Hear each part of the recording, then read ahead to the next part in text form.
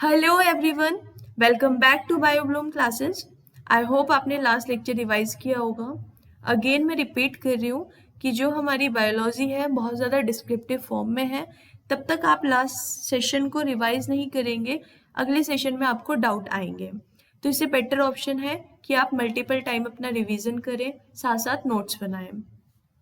Last lecture में हमने prokaryotic cells पढ़ा था। आज का जो हमारा टॉपिक है वो है यूकैरियोटिक सेल्स।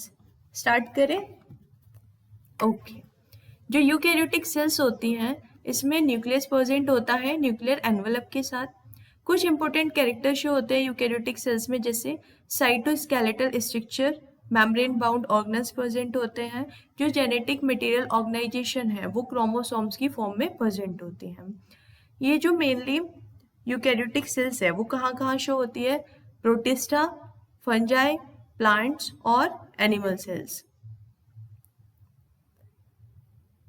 ये हमारी प्लांट सेल है। इसमें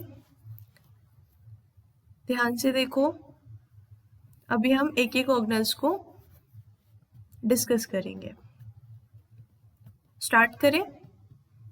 सबसे पहले जो रफ एंडोप्लाज्मिक रेटिकुलम होता है, रफ एंडोप्लाज्मिक रेटिकुलम का काम क्या होता है? ये सिंथेसाइज और ट्रांसपोर्ट करता है प्रोटीन को। उसके बाद क्लोरोप्लास्ट। क्लोरोप्लास्ट का काम क्या होता है? ये फोटोसिंथेसिस रिएक्शन कराता है in the presence of sunlight. Nucleus क्या होता है? न्यूक्लियस जो है सेल का सेंटर होता है जो डीएनए को स्टोर करता है और रेगुलेट कराता है सभी सेलुलर एक्टिविटीज को।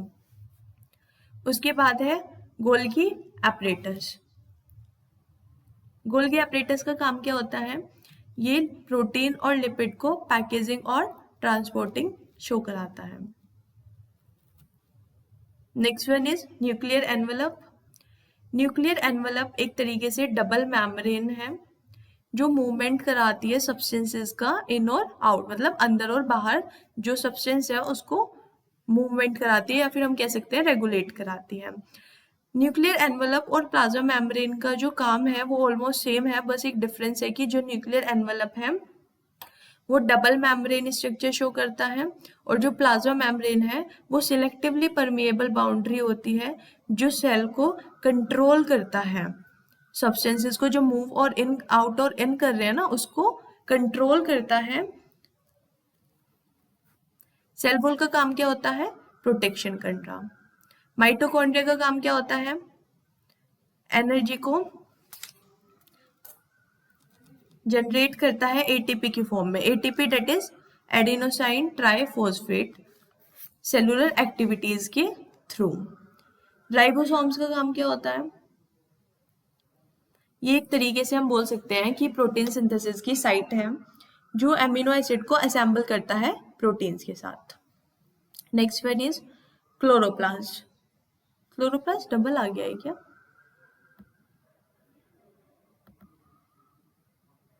क्लोरोप्लास्ट डबल स्ट्रक्चर शो किया है यहाँ पे।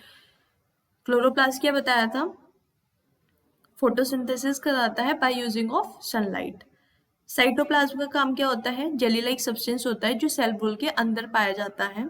ये मेटाबॉलिक एक्टिविटी कराता है। मेटाबॉलिक एक्टिविटी हम कह सकते हैं कि एक तरीके से एनर्जी प्रोडक्शन। उसके बाद स्मूथ एंडोप्लाज्मिक रेटिकुलम का काम क्या होता है? ये एक मेम्ब्रेन नेटवर्क होता है बिना राइबोसोम के और सिंथेसिस करता है लिपिड्स को और हेल्प करता है डिटॉक्सिफिकेशन में। एक यहाँ पे इम्पोर्टेंट है प्लाज्मोडेस्माटा। प्लाज्मोडेस्माटा का काम क्या होता है? ये सेल को अलाउ करता है ट्रांसपोर्ट या फिर कम्युनिकेट करने के लिए आपस में। Next one is animal cell. Plant cell और एनिमल सेल के जो ऑर्गेनल्स है, जो फंक्शन अभी डिस्कस किए हैं वो ऑलमोस्ट सेम आएंगे, लेकिन इसमें जो डिफरेंस होता है वो सेल वॉल का होता है कि प्लांट सेल में सेल वॉल पाई जाती है और एनिमल सेल में सेल वॉल नहीं पाई जाती। जो माइक्रोट्यूब्यूल्स होते हैं, बाकी तो यहाँ पे पीछे डिस्कस कर लिए थे, माइक्रोट्यूब्यूल्स रह गया था। ये सेल शेप को मेंटेन करता है और सेल डिवीजन में भी हेल्प करता है। बाकी सब हो गया था। अब हम डिफरेंस देखेंगे प्लांट सेल और एनिमल सेल में। प्लांट सेल जो होते हैं वो जनरली लार्ज होते हैं as compared to animal cell. Second one is plasma membrane होती है प्लांट सेल में, जो एक रिजिड सेल वॉल से बनी होती है। प्लाज्मा मेम्ब्रेन होती है प्लांट सेल में जो सराउंड करती है सेल वॉल से, जो किससे बनी होती है, सेलुलोज से बनी होती है। Third one is plastids present होते हैं। ज़्यादातर जो मैच्योर प्लांट सेल्स होती हैं वो परमानेंट होती हैं और लार्ज सेंट्रल सेप वैक्यूल्स पाए जाते हैं। वैक्यूल्स का काम क्या होता है, ये पानी और न्यूट्रिएंट को स्टोर करता है। इसमें जो है प्लांट सेल में कमी होती है सेंट्रोसोम और सेंट्रियोल्स की। सेंट्रोसोम और सेंट्रियोल्स क्या होते हैं? सेंट्रोसोम जो है ये एक सेलुलर स्ट्रक्चर है, माइक्रोट्यूब्यूल्स की फॉर्म में ऑर्गेनाइज होते हैं और ये स्पिंडल फॉर्म करते हैं ड्यूरिंग सेल डिवीजन। और सेंट्रियोल्स क्या होते हैं, ये सिलेंड्रिकल स्ट्रक्चर होती हैं, माइक्रोट्यूब्यूल से बने होते हैं जो सेल डिवीजन में हेल्प करते हैं। Next one is animal cell. Animal cell जो है as compare to plant cell size जो होता है वो स्मॉल होता है।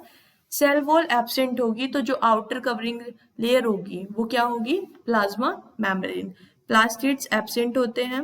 वैक्यूल्स जो होते हैं वो बहुत सारे भी हो सकते हैं, स्मॉल भी हो सकते हैं और टेम्परेरी भी हो सकते हैं। एनिमल सेल जो है उनके पास सिंगल और कॉम्प्लेक्स प्रोमिनेंट गोल्गी एपरेटस पाए जाते हैं। एनिमल सेल के पास सेंट्रोसोम और सेंट्रियोल्स पाए जाते हैं। प्लांट सेल में सेंट्रोसोम और सेंट्रियोल्स के फंक्शन मैंने डिस्कस किए थे, सेम वही है, बस प्लांट सेल में कमी होती है और एनिमल सेल में वो पाए जाते हैं। आज का सेशन यहीं तक रखते हैं। नेक्स्ट तब आपको आना है नेक्स्ट लेक्चर में, तो अच्छे से प्लांट सेल और एनिमल सेल को पढ़ के आना है।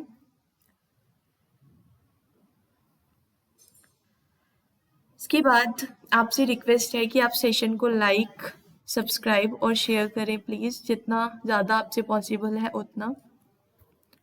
Thank you.